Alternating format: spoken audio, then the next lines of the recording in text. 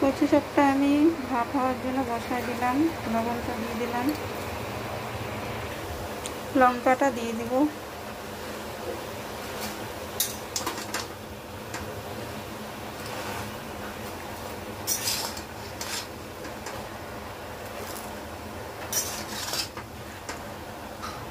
ভাপ হতে থাক,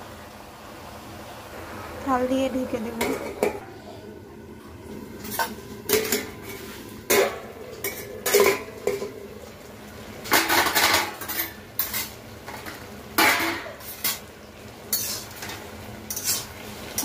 হয়ে গেছে, এখন নামিয়ে নেব। নামিয়ে নিয়েছি, জলটা আমি ঝরিয়ে নিয়েছি। কড়াইয়ে আমি তেল দিয়ে দিচ্ছি।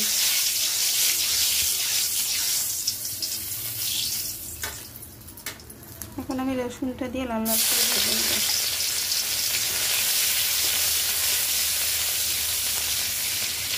মাছের মাথাগুলো দিয়ে দেব। আগে আমি মাছের মাথাগুলো ভেজে রেখেছিলাম।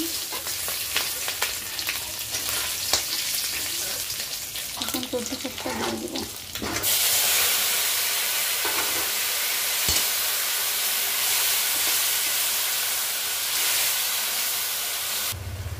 এখন আমি হলুদ গুঁড়ো দিয়ে দেব,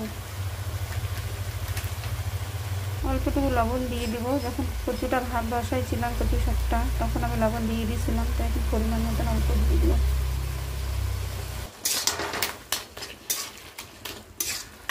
কচু শাকে মাছের মাথা না হলে কচু শাক ভালো লাগে না, এমনি রান্না করলে খেতে এত ভালো লাগে না।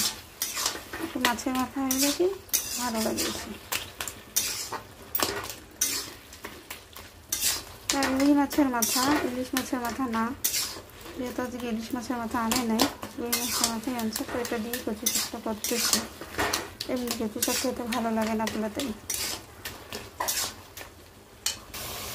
কচু শাকটা অনেকটাই হওয়ার দিকে এক ফোঁটা চিনি দিয়ে দেব। চিনি দিলে কি হয়, টেস্টটা একটু ভালো হয়। শাকটা এখন হয়ে গেছে, কচু শাকটা নামিয়ে দেবো।